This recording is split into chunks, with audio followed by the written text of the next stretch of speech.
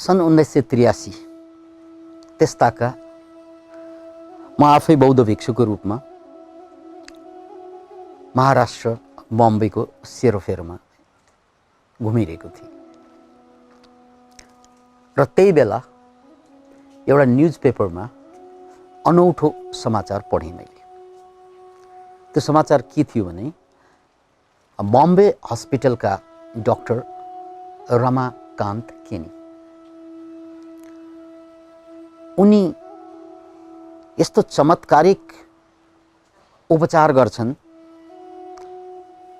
कि उनलाई तस्बिर पठाइदियो भने उनी घरमै बसेर असाध्य देखिने रोगहरू निको पार्न सक्छन्।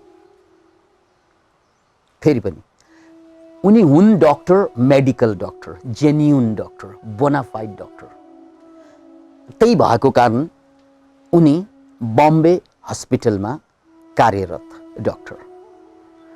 तर पछिल्लो समयमा उनले आफ्नो मेडिकल साइन्सको करियरको साथसाथै, त्यो करियर छोडेनन् उनले, त्यो करियरको साथसाथै एउटा चमत्कारिक करियर पनि सुरु गरे जसले उनलाई विश्वविख्यात बनाइदिए। त्योभन्दा अगाडि उनी डाक्टर नै थिए।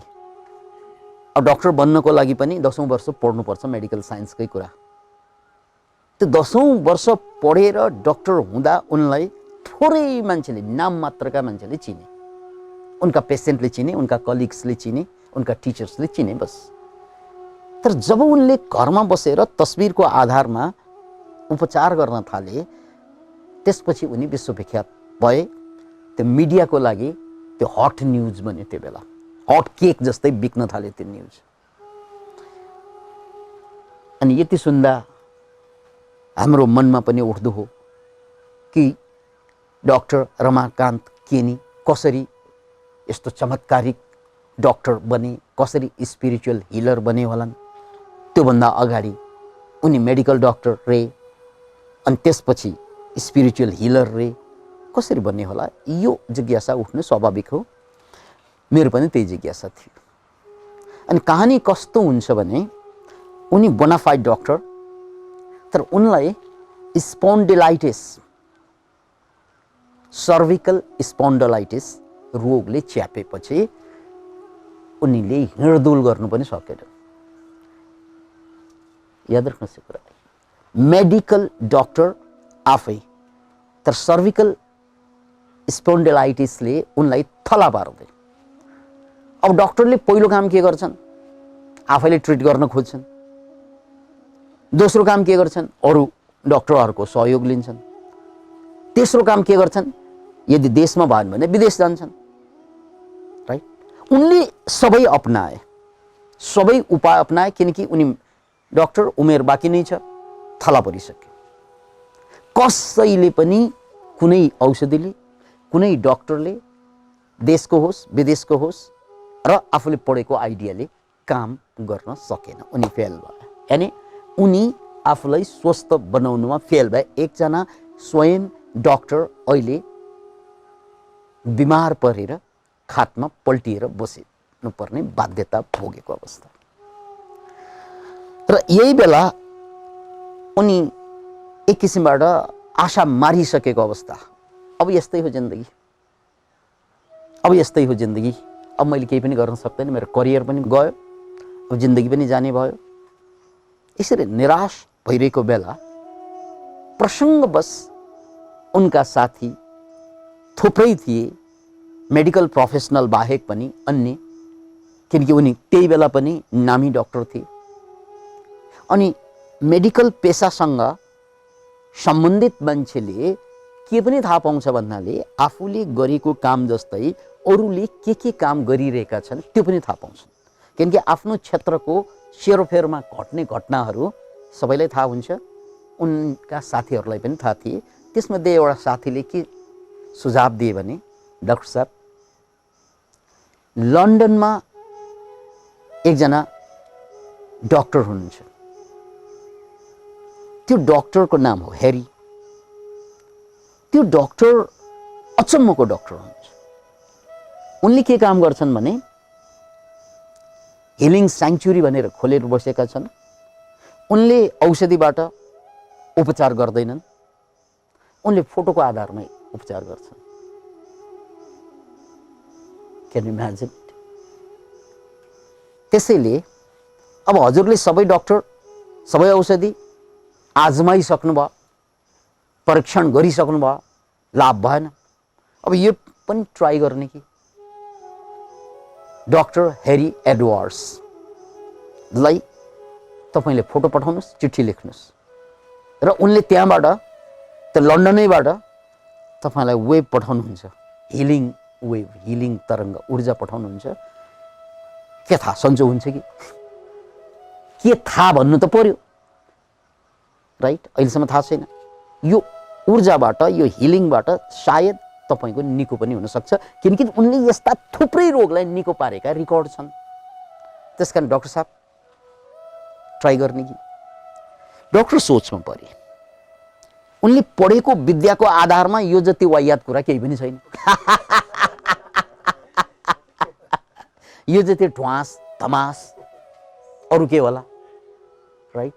यस्तोलाई मेडिकल साइन्समा क्वाक भनिन्छन्। यो क्वाक भनेको चाहिँ झुटो डाक्टरहरू, यो कुनै क्वाकरी होला, प्र्याक्टिस गरिरहेको होला। मेडिकल साइन्सको आधारमा यही हो कुरा। यो कुरा ठिक होइन, यो असम्भव कुरा। तर मर्ता क्या न कर्ता। हेर्नुहोस् है, मान्छेलाई साह्रै आपत परेपछि ऊ बुद्धिबाट फिलिङ्समा आउँछ। बुद्धिले त तर्क गर्छ, गणित लगाउँछ। तर साह्रै गाह्रो भएपछि, आपत भएपछि ऊ भावनामा आउँछ। ठिकै छ, एउटा चिठी लेख्नलाई के ठुलो कुरा हो? अहिले जस्तो इमेल थिएन त्यही बेला, अहिले जस्तो साइन्स र टेक्नोलोजीको, खास गरी कम्प्युटर साइन्सको विकास भएको थिएन। त्यसकारण उनले हातैले चिठी लेख्नु पर्थ्यो। चिठी लेखे, फोटो पठाए, ठिकै छ। या मृत्यु कुरिएर बसेको मान्छेलाई मर्ता क्या न कर्ता, उनले चिठी लेखे। अनि त्यहाँबाट जवाफ आयो, तपाईँ यति बजेबाट यति बजे पल्टेर बस्नु होला, आँखा चिम्म गरेर बस्नु होला, म त्यहाँबाट ऊर्जा पठाइदिन्छु र त्यो ऊर्जालाई ग्रहण गर्नु होला।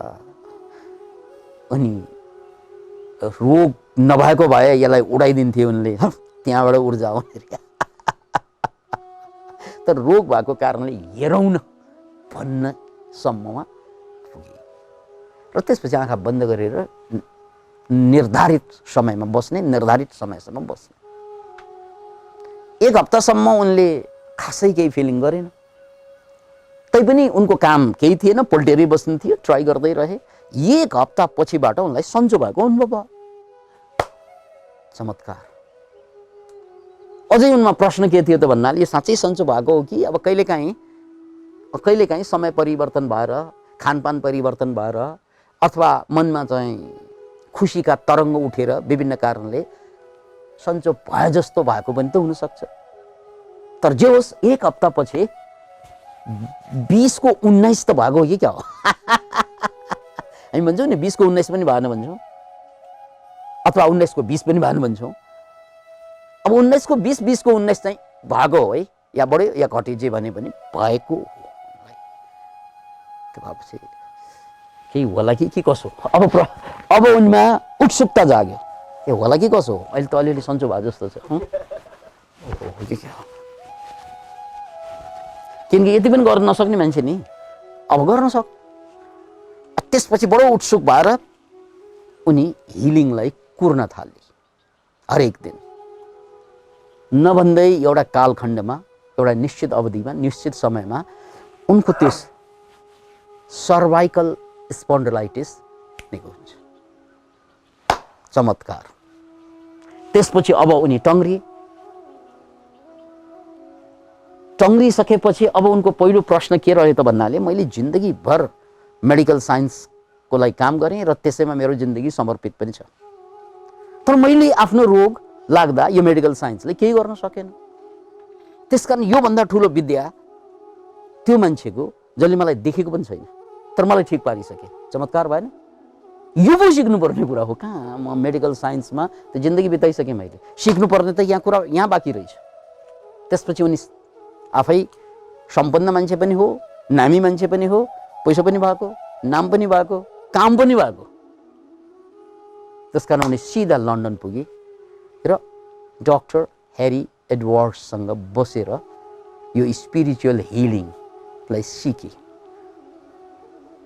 र त्यसपछि उनी बम्बई फर्के र फर्किएर अब अघिसम्म उनी बिरामी थिए, अगाडिसम्म अब आफै चाहिँ हिलर डाक्टर त उनी हुन् नै, अझै पनि उनले मेडिकल औषधि पनि गर्छन्, तर साथसाथै उनले के पनि गर्न थाले भने डिस्टेन्ट हिलिङ पनि गर्न थाले। त्यसपछि उनले थुप्रै मान्छेलाई नहेरिकन नछोइकन सन्चो पार्न थाले। यिनकै परिणामस्वरूप, यही कुराको परिणामस्वरूप उनी 1983 को टाका वर्ल्ड फेमस भइदिए र उनलाई चाहिँ धेरै मान्छेले खोज्न थाले। त्यो बेला साह्रै म पनि अचम्भित थिएँ, अद्भुत लाग्थ्यो, किनकि मैले त न्युजमा पढेको। अनि मेरो दिमागले त्यो बेला के भने भन्नाले होला अब कोहीलाई जे पनि हुनसक्छ, अपवाद पनि होला भन्ने जस्तो लाग्यो। तर पछि मैले रेकी सिकिसकेपछि यो विद्या भनेको त्यस्तो गाह्रो होइन रहेछ। यो त रेकीको दोस्रो डिग्रीमा डिस्टेन्ट हिलिङको जुन च्याप्टर छ उस्तै विद्या रहेछ। अब यति सिक्नलाई त धेरै समय चाहिँदैन। रेकी फर्स्ट डिग्री 2 दिनको, अनि अर्को 2 दिनको, 4 दिनको विद्या हो। त्यसलाई प्र्याक्टिस गर्दा 3 महिना लाग्ला। 3 महिनाभित्र सिक्ने विद्याले 10 वर्ष मेडिकल साइन्समा करोडौं खर्च गरेर पनि गर्न नसक्ने काम 3 महिनाभित्र गर्न सक्दो रहेछ। न पैसाको आवश्यकता, करोडौं खर्च गर्नुपर्ने, राइट? न चाहिँ मेडिकल साइन्सले जस्तै धेरै डिग्री पार गर्नुपर्ने, न पढाइ नै चाहिने, न पैसै चाहिने, न समय नै चाहिने। त्यो कुरा पछि मैले रेकी सिकिसकेपछि बल्ल थाहा भयो संसारमा यस्ता थुप्रै विद्याहरू छन् जो मेन स्ट्रिममा नभएको कारणले गर्दा, स्कुलमा नपढाउने भएको कारणले गर्दा, मिडियाले चर्चा नगर्ने भएको कारणले गर्दा हामीलाई ती कुरा जम्मै के अन्धविश्वास लाग्छ कि चमत्कार लाग्छ। मान्नेले त्यसलाई चमत्कार भनेर नमस्कार गरेर बसेको हुन्छ, नमान्नेले अन्धविश्वास भनेर तिरस्कार गरेर बसेको हुन्छ। एक जमात मान्छेले नमस्कार गर्छ त्यस्ता कुरालाई, अर्को जमातले तिरस्कार गर्छ त्यस्तो कुरालाई। अब नमस्कार गरे पनि सिक्ने त होइन, सिकिने त होइन, तिरस्कार गरे त झनै सिकिने भएन। न नमस्कार काम लाग्छ न तिरस्कार काम लाग्छ। त्यहाँ त काम लाग्ने उत्सुकता, एक्सपेरिमेन्ट, हेरौँ न त, राइट? हेरौँ न त। इङ्ग्लिसमा एउटा शब्द प्रयोग हुन्छ एग्नोस्टिसिजम, एथेइस्ट अनि थेइस्ट। थेइस्ट भनेको मान्नेहरू, भगवान् ईश्वर यस्ता कुरालाई मान्नेहरू, तिनीहरूलाई थेइस्ट भनिन्छ। यस्ता विश्वास नगर्नेहरूलाई एथेइस्ट भनिन्छ। हामी मान्दैनौँ, हामी नास्तिक हौँ। यो मान्नु र नमान्नु दुवैले घाटा पार्छ। भगवान्लाई माने पनि घाटामा पर्छ, किनकि तपाईँलाई थाहा छैन भगवान्। हिन्दूको अर्कै हुन्छ, क्रिस्चियनको फेरि अर्कै भगवान् हुन्छ। कुन भगवान् सत्य हो थाहा नै हुँदैन तपाईँलाई, कन्फ्युजनमा पर्छ। त्यसकारण मान्नेहरू पनि कन्फ्युजनमा पर्छन्, नमान्नेहरूलाई पनि थाहा छैन। एउटाले थाहा नभइकन मान्छ, अर्कोले थाहा नभइकन मान्न छोडिदिन्छ, राइट? दुवैलाई थाहा छैन।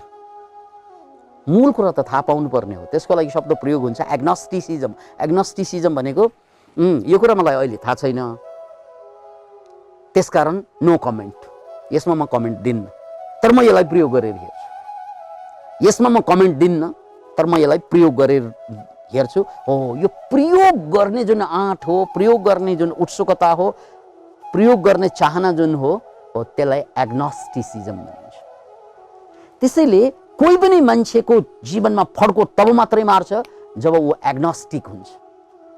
अहिलेसम्म हामी जम्मै के त एक वर्ग छ नास्तिक, यस्ता कुरा अन्धविश्वास भनेर छोडिदिने, अर्को हो आस्तिक, यही सत्य हो होइन, आँखा चिम्लेर विश्वास गर्ने अन्धविश्वासीहरू।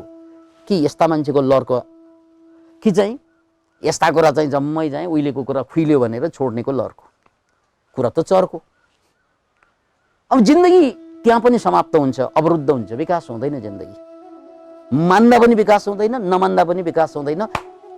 किनकि मान्नु पनि के त परिपाटी हो।